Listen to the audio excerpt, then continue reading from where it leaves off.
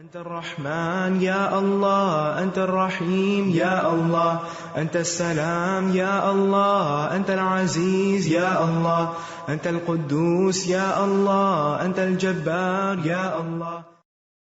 ولله الأسماء الحسنى فادعوه بها. نحمده ونصلي على رسوله الكريم، أما بعد، فأعوذ بالله من الشيطان الرجيم، بسم الله الرحمن الرحيم، رب اشرح لي صدري ويسر لي أمري واحلل عقدة من لساني يفقهوا قولي. ناظرین، پروگرام اللہ کے خوبصورت نام کے ساتھ آپ کی خدمت میں حاضر ہیں. آج ہم اللہ سبحانہ وتعالی کے نام الصمد پر بات کریں گے. الصمد، وہ جو بے نیاز ہے، وہ جو ہر خوبی میں کامل ہے، اپنی شان اور بزرگی کے اعتبار سے نہایت اعلیٰ و ارفع کہ کوئی اس کا مد مقابل نہیں، کوئی اس کے شان کے ادنا مقام کو بھی نہیں پہنچ سکتا. وہ کہ ساری مخلوق اس کی محتاج ہے اور وہ کسی کا محتاج نہیں، کسی کا بھی ضرورت مند نہیں. عربی زبان میں الصمد کا لفظ کئی معنی میں استعمال ہوتا ہے، لیکن خاص طور پر دو معنی بہت اہم ہیں. نمبر 1، وہ ذات جو اندر سے کھوکھلی نہ ہو، یعنی اسے کسی چیز کی ضرورت نہ ہو. کسی بھی چیز کا کھوکھلا پن یا خلا اس کے ضرورت مند ہونے کو بتاتا ہے. اور دوسرا معنی کہ اللہ وہ الصمد ہے کہ ضروریات میں اس کی طرف رجوع کیا جاتا ہے، یعنی وہ کسی کا محتاج نہیں، لیکن ساری مخلوق اس کی محتاج ہے.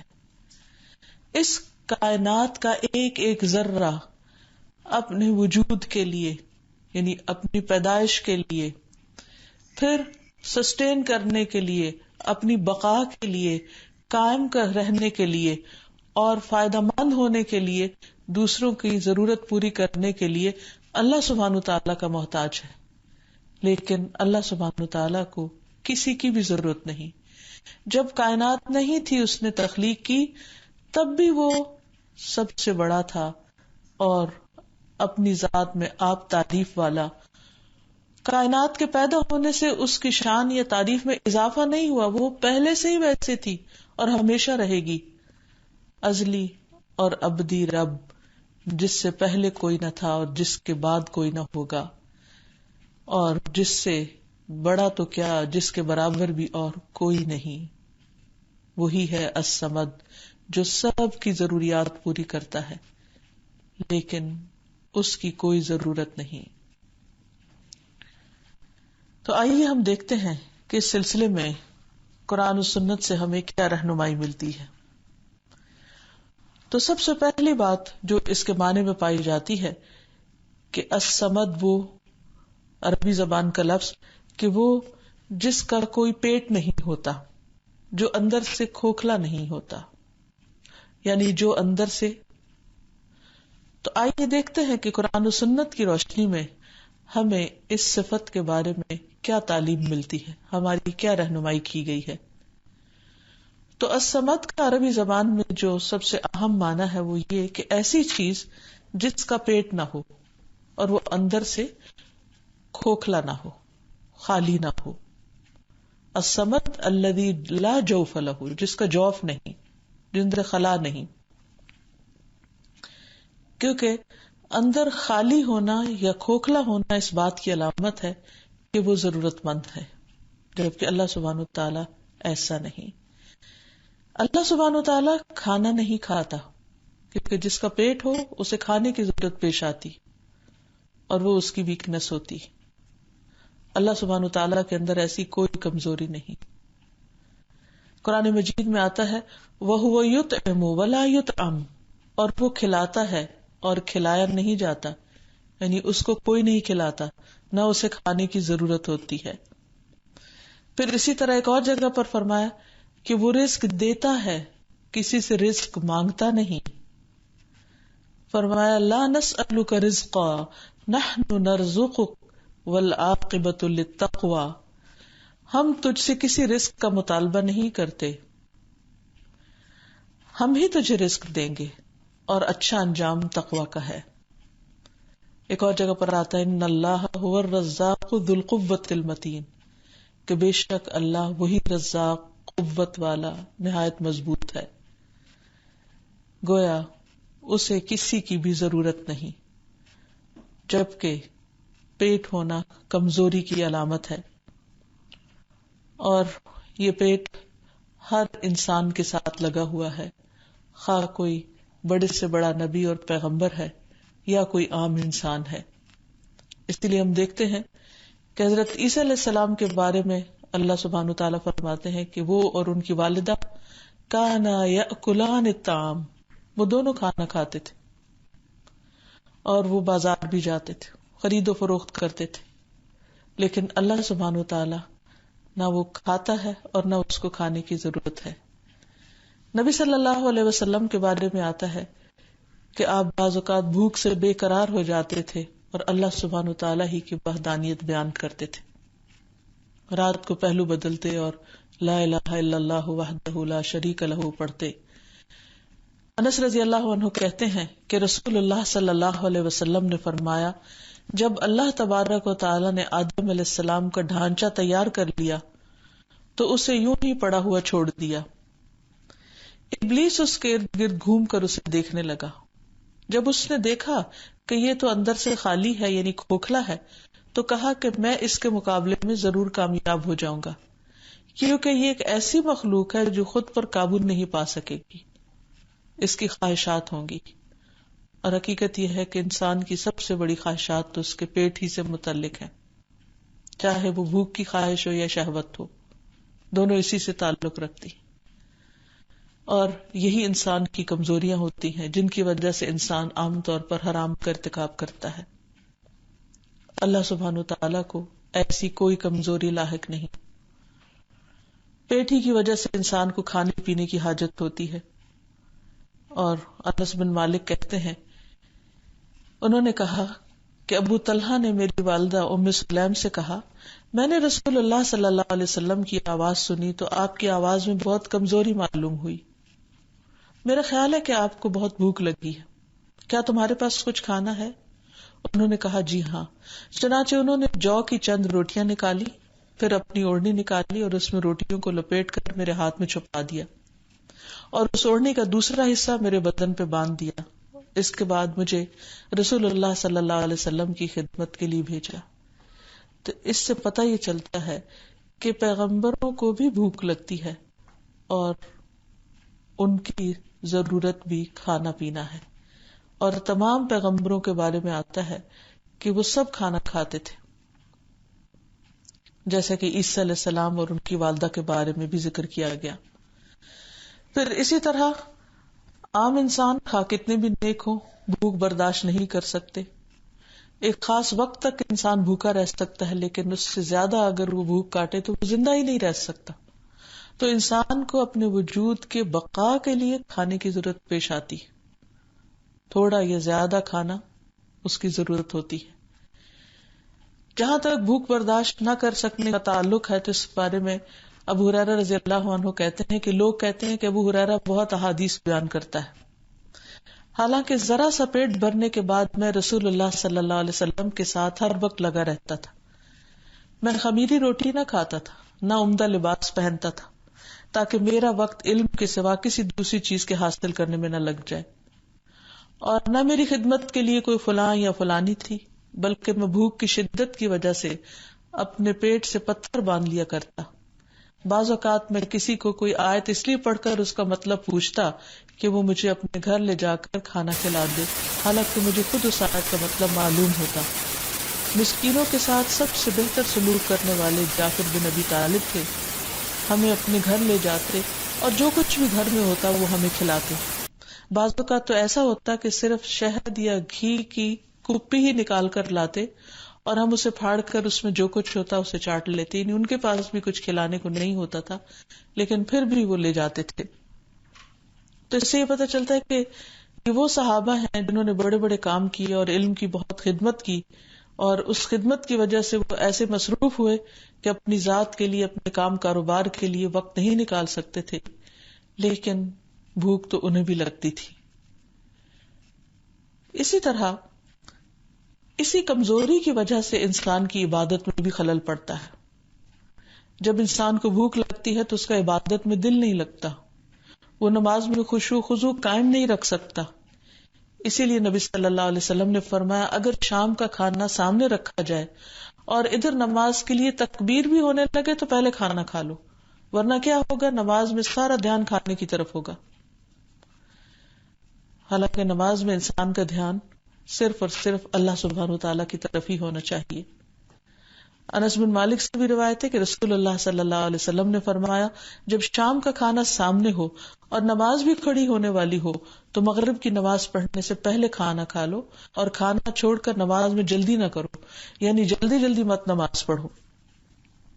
لیکن اللہ سبحانہ وتعالی کو کھانے کی ضرورت نہیں ہوتی، وہ کھانے پینے سے بالکل پاک ہے. اللہ تعالیٰ فرماتے ہیں قل اغیر اللہ اتخذ ولیا فاطر السماوات والارض وهو يطعم ولا يطعم، کہہ دیجئے کیا میں اللہ کے سوا کوئی اور دوست بناؤں جو آسمانوں اور زمین کو پیدا کرنے والا ہے، حالانکہ وہ کھلاتا ہے اور اسے کھلایا نہیں جاتا.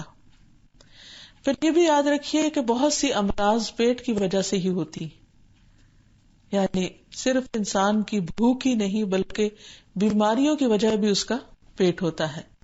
نبی صلی اللہ علیہ وسلم نے فرمایا کہ ڈوبنے والے، پیٹ کی بیماری میں مرنے والے، طاعون میں مرنے والے اور دب کے مرنے والے شہید ہیں. یعنی پیٹ کی بیماری بڑی بیماریوں میں سے ایک بیماری ہوتی ہے کہ جس پر موت انسان کے لیے شہادت کا باعث بنتی ہے. لیکن اس کے علاوہ بھی آپ نے فرمایا کہ بدترین برتن جس سے کوئی بھرتا ہے وہ پیٹ ہوتا ہے، کیونکہ سارے جسم کو وہیں سے رگیں جاتی ہیں. تو اگر پیٹ بیمار ہو تو باقی جسم بھی بیمار ہوتا ہے. پھر اسی وجہ سے انسان کو قضاء حاجت کی ضرورت بھی پڑتی ہے. پیٹ کے اندر ہی انسان کی ساری گندگی بھی ہوتی ہے اور پیٹ ہی کی وجہ سے انسان کا لالچ بھی بڑھتا ہے. آپ صلی اللہ علیہ وسلم نے فرمایا کہ اگر ابن آدم کے لیے 2 وادیاں سونے کی ہوں تو وہ تیسری کی خواہش کرے گا اور اس کا پیٹ مٹی کے سوا اور کوئی چیز نہیں بھر سکتی، یعنی قبر میں جا کر ہی اس کی یہ خواہشات پوری ہوں گی.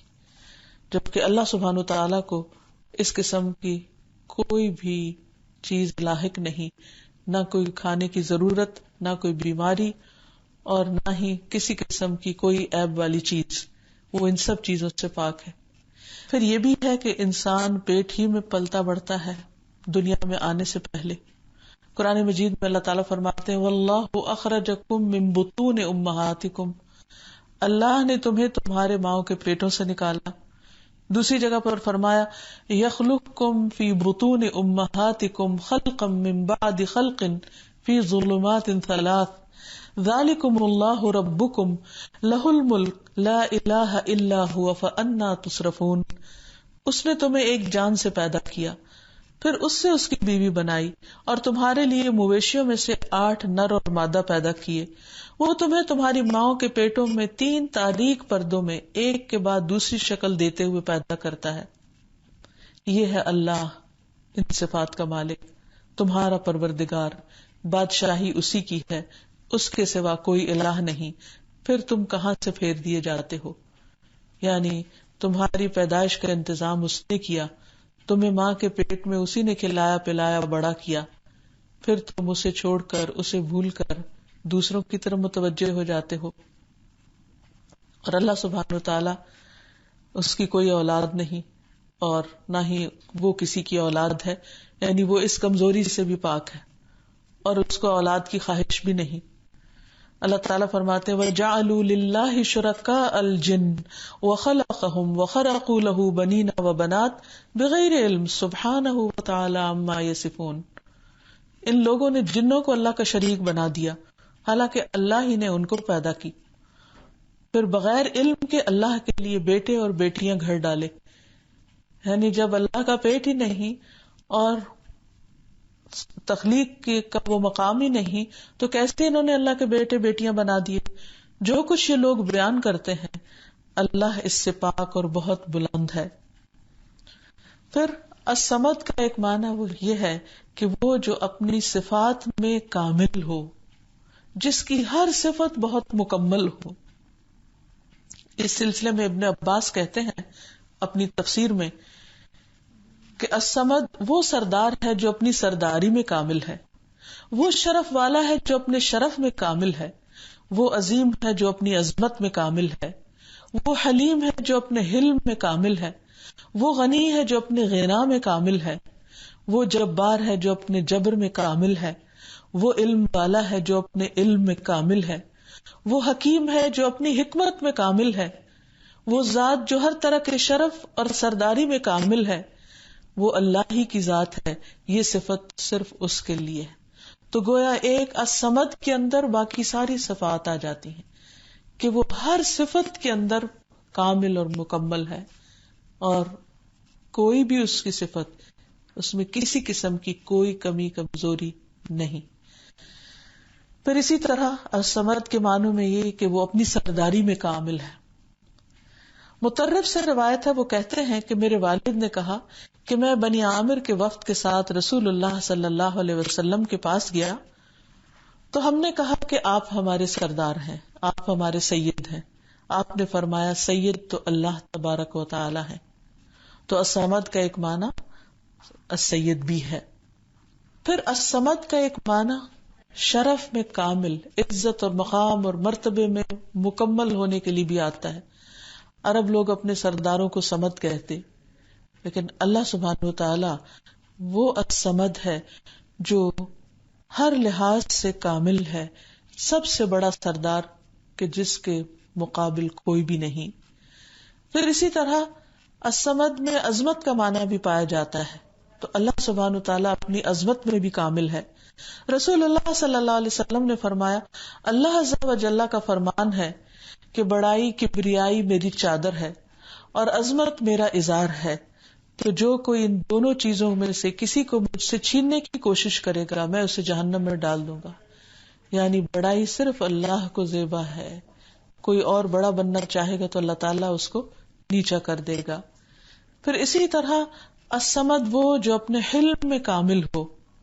ابو موسیٰ رضی اللہ عنہ کہتے ہیں کہ نبی صلی اللہ علیہ وسلم نے فرمایا کوئی شخص تکلیف دینے والی بات سن کر اللہ سے زیادہ صبر کرنے والا نہیں کہ لوگ اس کے لیے بیٹا بناتے ہیں اور وہ انہیں معاف کر دیتا ہے اور انہیں رزق عطا کرتا ہے. یعنی ایسی باتیں کرتے ہیں جو اللہ سبحانہ و تعالیٰ کو غصہ دلانے والی ہیں، اور اللہ تعالیٰ چاہے تو ان باتوں پر انہیں فوراً پکڑ لے، لیکن وہ بردبار ہے، الحلیم ہے، وہ برداشت کرتا ہے اور بندوں کو مہلت دیتا رہتا ہے تاکہ وہ باز آ جائیں، توبہ کر لیں. پھر اسی طرح اللہ تعالیٰ اپنے غنا میں کامل ہے، یعنی الغنی ہے اور اس کی یہ صفت بھی کامل ہے.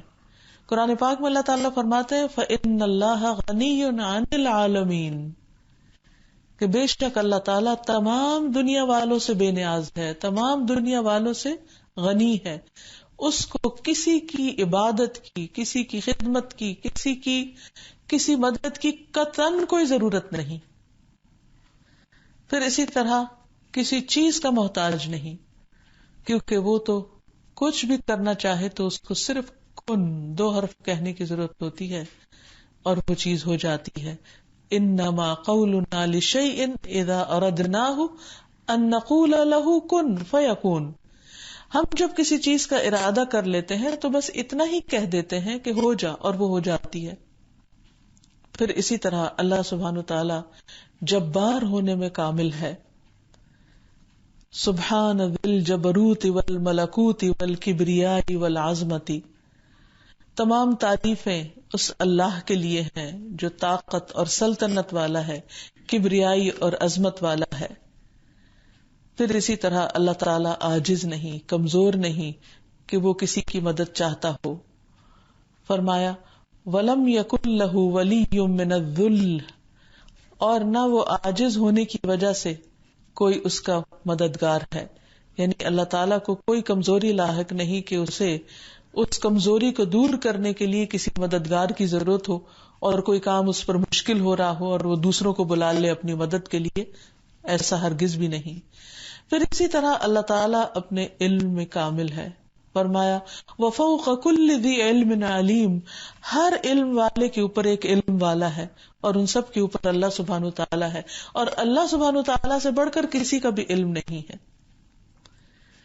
ایک اور جگہ پر فرمایا وَأَنَّ اللَّهَ قَدْ أَحَاطَ بِكُلِّ شَيْءٍ عِلْمًا، اور یہ کہ اللہ نے علم سے ہر چیز کا احاطہ کر رکھا ہے.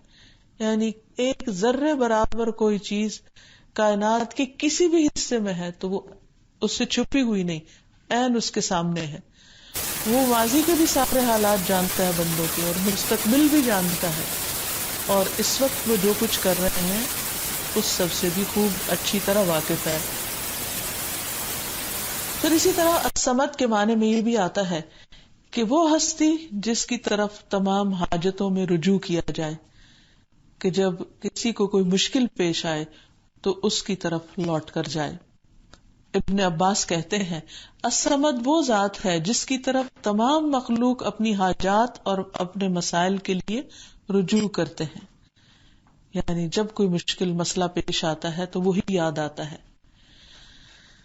قرآن مجید میں اللہ تعالیٰ فرماتے ہیں هو الذی یسیرکم فی البر والبحر حتی اذا کنتم فی الفلک وجرین بهم بریح طیبۃ وفرحوا بها جاءتها ريح عاصف وجاءهم الموج من كل مكان وظنوا أنهم أحيط بهم دعوا الله مخلصين له الدين لئن أنجيتنا من هذه لنكونن من الشاكرين.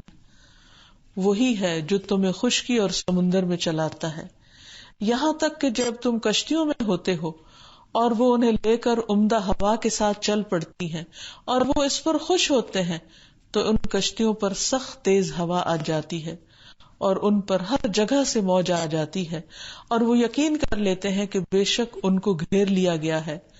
تو اللہ کو اس طرح پکارتے ہیں کہ ہر عبادت کو اس کے لیے خالص کرنے والے ہوتے ہیں.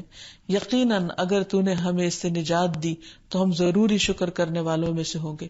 تو اس سے یہ پتہ چلتا ہے کہ بڑے سے بڑے منکر اور بڑے سے بڑے شرک کرنے والے جب کسی بڑی مشکل میں گھرتے ہیں تو ان کو سب بھول جاتے ہیں اور صرف حقیقی اللہ الصمد وہی یاد آتا ہے، اور ان کے سارے پردے ان کی آنکھوں کے سامنے سے ہٹ جاتے ہیں اور ان کی ساری غلط فہمیاں دور ہو جاتی ہیں اور وہ صرف ایک اللہ کو پکارنے لگتے ہیں.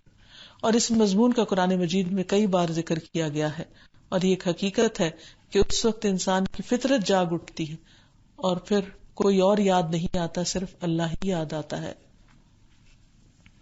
پھر اسی طرح جب انسان سب سے نا امید ہو جاتا ہے، مایوسی چھانے لگتی ہے، تو بھی اللہ تعالیٰ ہی کو پکارتا ہے.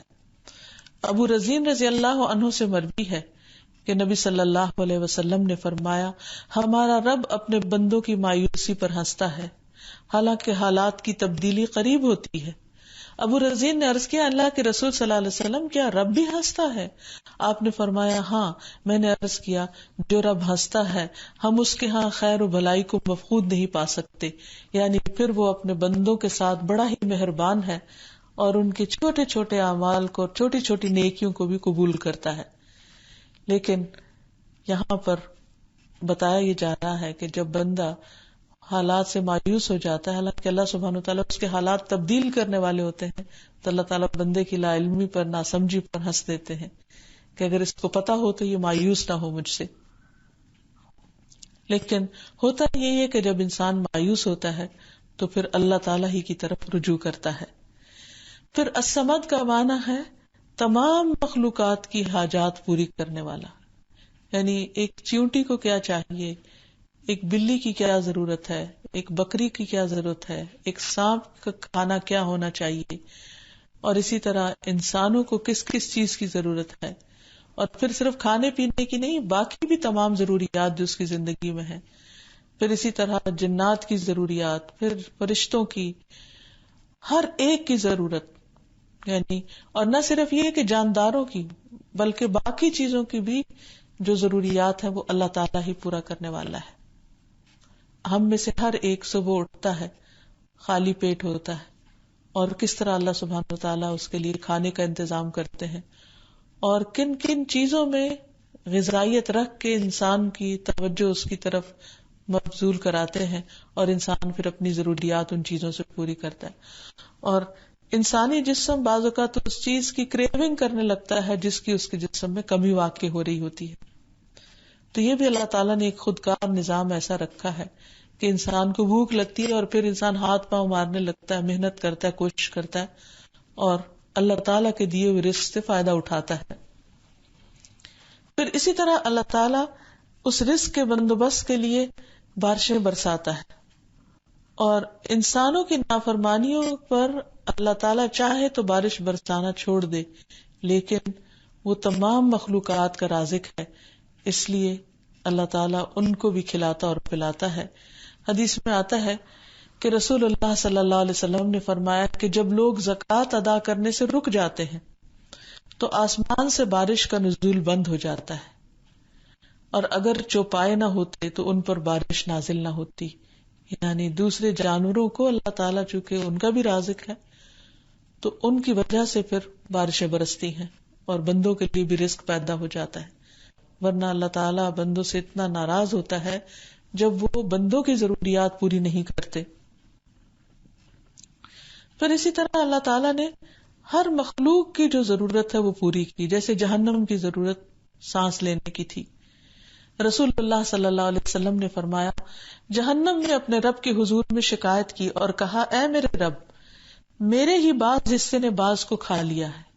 یعنی اتنی شدید چیز ہے، وہ اتنی سخت چیز ہے کہ وہ کسی کو بھی نہیں چھوڑتی.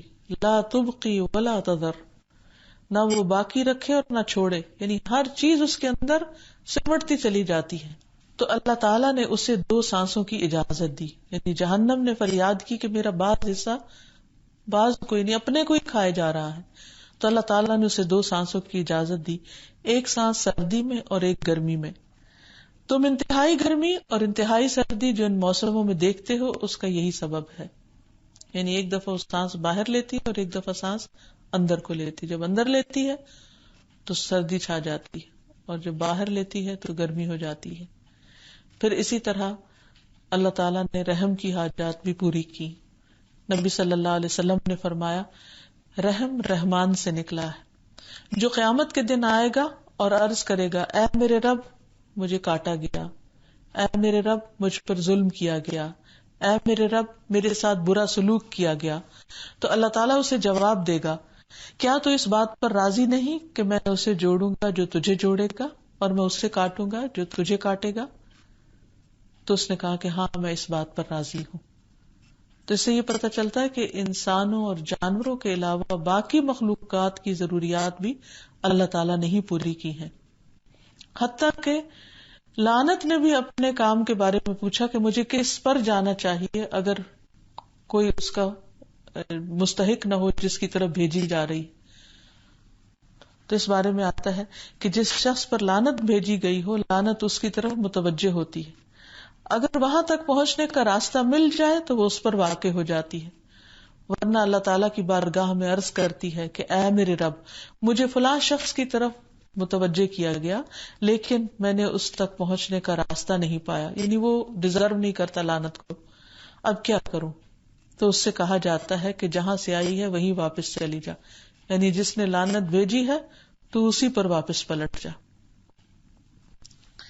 تو جب بندہ اللہ سبحانہ وتعالیٰ کے الصمد ہونے کو اور اپنے محتاج ہونے کو سمجھ لیتا ہے تو پھر اس کی زندگی میں کچھ تبدیلیاں آنی چاہیے اور اللہ تعالیٰ کے ساتھ اس کی صفت کو جانتے ہوئے اسے معاملہ کرنا چاہیے. تو اس سلسلے میں سب سے پہلی بات تو یہ کہ انسان کو خواہشات سے بچنا چاہیے، ایسی خواہشات جو انسان کو ہلاک کر دینے والی ہیں.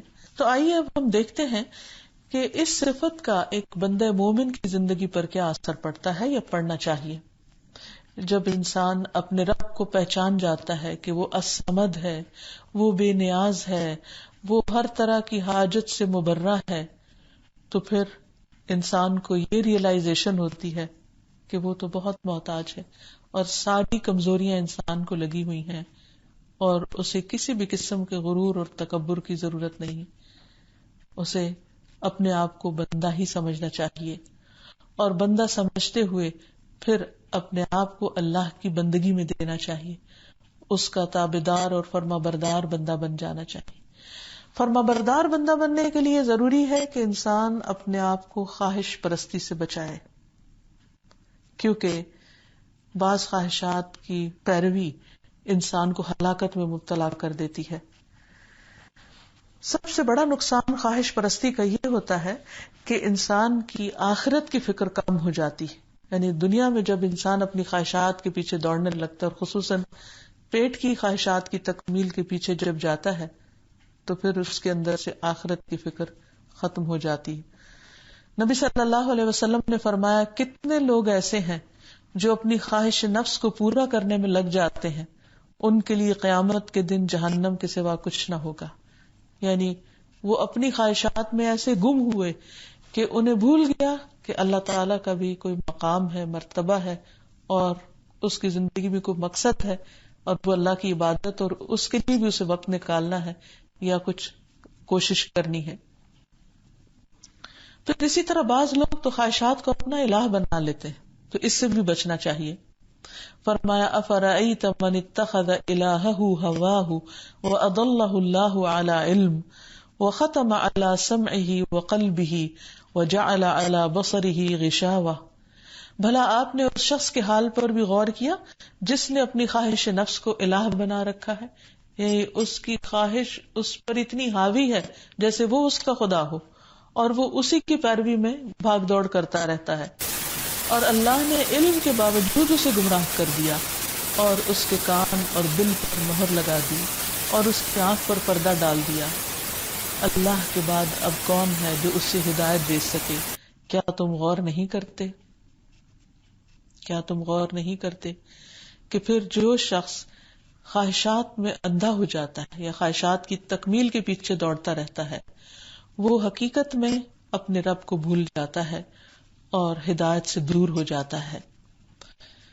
پھر اسی طرح نبی صلی اللہ علیہ وسلم نے خاص طور پر انسان کو اس چیز سے منع کیا کہ وہ درہم و دینار کا بندہ بنے، یعنی مال کا پجاری بن جائے۔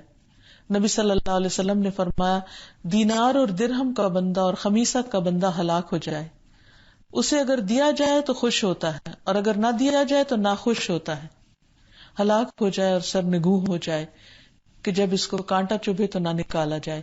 یعنی ایسا شخص سخت ناپسندیدہ ہے جو صرف مال و دولت سے محبت رکھتا ہے اور اسی کے لیے دوڑ دھوپ کرتا ہے۔ تو الصمد کے بندے بن کر پھر اپنی خواہشات کو کنٹرول میں رکھنا بہت ضروری ہے کہ وہ الہ نہ بن جائیں، اور خصوصاً پیٹ اور شہوت کی خواہش تباہ کن بھی ہوتی ہے۔ نبی صلی اللہ علیہ وسلم نے فرمایا، مجھے تمہارے متعلق گمراہ کن خواہشات سے سب سے زیادہ اندیشہ ہے کہ ان سے تمہیں بگاڑ آئے گا، جن کا تعلق پیٹ اور شرمگاہ سے ہوتا ہے۔ یعنی ان دو چیزوں کی خواہش سے مجھے بہت فکر ہے کہ تم ان کی تکمیل میں لگ کے اللہ کی عبادت کو بھول جاؤ گے، اور پھر اپنی مرضی پر چلنے کی گمراہی کا بھی اندیشہ ہے کہ تم ہر معاملے میں اپنی مرضی اور اپنی پسند کے کام کرنے لگو گے اور اللہ تعالیٰ کی مرضی کو بھول جاؤ گے۔ اور پھر اسی وجہ سے آپ صلی اللہ علیہ وسلم نے پیٹ کے بارے میں بتایا کہ وہ سب سے برا برتن ہے۔ رسول اللہ صلی اللہ علیہ وسلم نے فرمایا، انسان نے پیٹ سے بدتر برتن نہیں بھرا، چنانچہ ابن آدم کے لیے کمر سیدھی کرنے کے لیے چند لقمے کافی ہیں، اگر اس سے زیادہ ہی کھانا ہو تو پیٹ کے 3 حصے کرے، ایک کھانے کے لیے، دوسرا پانی کے لیے، اور تیسرا سانس لینے کے لیے۔ یعنی بہت زیادہ پیٹ بھر کے نہ کھائے، حد میں رہ کے کھائے۔ قرآن مجید میں اللہ تعالیٰ فرماتے ہیں، کلوا واشربوا ولا تسرفوا انہ لا يحب المسرفین، کھاؤ پیو لیکن اسراف نہ کرو، کیونکہ اللہ اسراف کرنے والوں کو پسند نہیں کرتا، ان سے محبت نہیں کرتا۔ یعنی ہر چیز کی ایک لمٹ ہونی چاہیے۔ رسول اللہ صلی اللہ علیہ وسلم نے فرمایا، مومن 1 آنت میں پیتا ہے اور کافر 7 آنتوں میں پیتا ہے۔ یعنی وہ طرح طرح کے کھانے طلب نہیں کرتا، بلکہ تھوڑا کھانے اور پینے پر بھی راضی ہو جاتا ہے۔ پھر اسی طرح آپ نے فرمایا کہ کھانے پینے کا غلام نہ بننا، یعنی کسی چیز کو اپنی کمزوری نہ بنا لینا کہ فلاں چیز اگر نہیں تو گزارا نہیں. جیسے بنی اسرائیل نے کہا تھا کہ لن نصبر علی طعام واحد، کہ ہم ایک کھانے پہ نہیں جی سکتے، ہمیں طرح طرح کے کھانے چاہیے. پھر اسی طرح پیٹ اتنا نہ بھرا جائے کہ انسان ڈکار لینے پر آ جائے. ابن عمر کہتے ہیں کہ ایک شخص نے نبی صلی اللہ علیہ وسلم کے سامنے ڈکار لی تو آپ نے فرمایا اپنی ڈکار ہم سے دور رکھو، کیونکہ دنیا میں زیادہ پیٹ بھر کر کھانے والے قیامت کے دن سب سے زیادہ بھوکے رہیں گے. پھر اسی طرح یہ ہے کہ الصمد کو اپنی تمام حاجات میں گڑ گڑا کے پکارنا چاہیے. انسان کی زندگی میں کوئی بھی ضرورت ہو، چھوٹی ہو یا بڑی ہو، وہ اللہ سبحانہ تعالیٰ کو پکارے اور سب سے پہلے اللہ سبحانہ تعالیٰ ہی کی طرف رجوع کرے. اور اس میں انسان اپنے ہاتھ اٹھا کر بھی مانگے اور اپنی پیشانی کو زمین پر رکھ کر بھی اللہ تعالیٰ کے سامنے انتہائی عاجزی کا مظاہرہ کرتے ہوئے اللہ تعالیٰ سے دعائیں کرے. اسی لیے ہم دیکھتے ہیں کہ ایک عورت جو نبی صلی اللہ علیہ وسلم کے پاس اپنے شوہر کی شکایت لے کر آئی اور وہ آپ سے مسئلے کا حل چاہ رہی تھی، تو اس پر وہ آپ سے بار بار تکرار کر رہی تھی، تو اللہ سبحانہ تعالیٰ نے اسی وقت آیات نازل کی اور اس کے مسئلے کا حل بتا دیا اور فرمایا قد سمع اللہ قول التی تجادلک فی زوجها وتشتکی الی اللہ واللہ یسمع تحاورکما. یقیناً اللہ نے سن لی اس عورت کی بات جو اپنے شوہر کے معاملے میں تم سے شکایت کر رہی تھی اور اللہ سے شکوہ کر رہی تھی، جو آپ سے جھگڑ رہی تھی اور اللہ سے شکوہ کر رہی تھی، اور اللہ تم دونوں کی گفتگو سن رہا تھا. تو اللہ سبحانہ تعالیٰ نے ایک عورت کی فریاد سنی. اللہ تعالیٰ سب کی فریادیں سنتا ہے. پھر اسی طرح کسی بھی قسم کی پریشانی ہو تو اس پریشانی کو دور ہونے کے لیے دعا کے بعد اللہ تعالیٰ سے امید رکھی جائے اور خاص طور پر وہ دعائیں مانگی جائیں جن کے ذریعے دعائیں قبول ہوتی ہیں. اللہ تعالیٰ کا یہ نام جس دعا میں آتا ہے اس دعا کو مانگنے سے دعائیں قبول ہوتی ہیں. حدیث میں آتا ہے کہ رسول اللہ صلی اللہ علیہ وسلم مسجد میں داخل ہوئے تو دیکھا کہ ایک شخص نے اپنی نماز پوری کر لی اور تشہد میں بیٹھا کہہ رہا ہے اللہم انی اسألک یا اللہ الاحد الصمد الذی لم یلد ولم یولد ولم یکن لہ کفوا احد ان تغفر لی ذنوبی انک انت الغفور الرحیم. اے اللہ بے شک میں تجھ سے سوال کرتا ہوں، اے اللہ جو تنہا ہے، بے نیاز ہے، ایسی ذات ہے جس نے کسی کو جنم نہیں دیا اور نہ ہی وہ جنم دیا گیا اور نہ ہی اس کا کوئی ہمسر ہے، یہ کہ تو میرے لیے میرے گناہوں کی بخشش فرما دے، بے شک تو بہت بخشنے والا نہایت مہربان ہے. آپ نے 3 بار فرمایا کہ اس شخص کو بخش دیا گیا ہے. تو آپ دیکھیے کہ اس دعا کے اندر بھی اللہ سبحانہ تعالیٰ کی صفت الصمد کا ذکر آتا ہے. پھر اسی طرح یہ کہ انسان رات کو سوتے وقت سورۃ الاخلاص اور معوذتین کو پڑھ کر اللہ سبحانہ تعالیٰ کی ان صفات کو یاد کر کے اپنے آپ کو اور اپنے تمام امور کو اللہ تعالیٰ کے سپرد کر دے اور اللہ تعالیٰ کی طرف رجوع کرے. اللہ تعالیٰ انسان کی دعائیں سننے والا ہے. تو اللہ تعالیٰ سے دعا ہے کہ وہ ہمارے تمام معاملات کو آسان فرما دے، ہماری ساری مشکلات کو دور فرما دے اور ہر مشکل میں ہم صرف اور صرف اسی کی طرف رجوع کرنے والے ہوں، ہماری ساری امیدیں اور توقعات اسی سے وابستہ ہوں، کیونکہ غموں کا علاج، دکھوں کا علاج، پریشانیوں کا علاج، بیماریوں کا علاج سب اسی کے ہاتھ میں ہے. اللہ تعالی ہمیں اپنے در سے، اپنے فضل سے اور اپنی رحمت سے محروم نہ رکھے. وآخر دعوانا ان الحمد للہ رب العالمین. سبحانک اللہم وبحمدک اشہد ان لا الہ الا انت استغفرک واتوب الیک. السلام علیکم ورحمۃ اللہ وبرکاتہ. یا اللہ انت الحسیب، یا اللہ انت الشافی، یا اللہ انت المبین، یا اللہ انت الوکیل، یا اللہ انت القیوم، یا اللہ انت المتین، یا اللہ انت السبوح، یا اللہ لا الہ الا اللہ محمد رسول اللہ، لا الہ الا اللہ محمد رسول اللہ.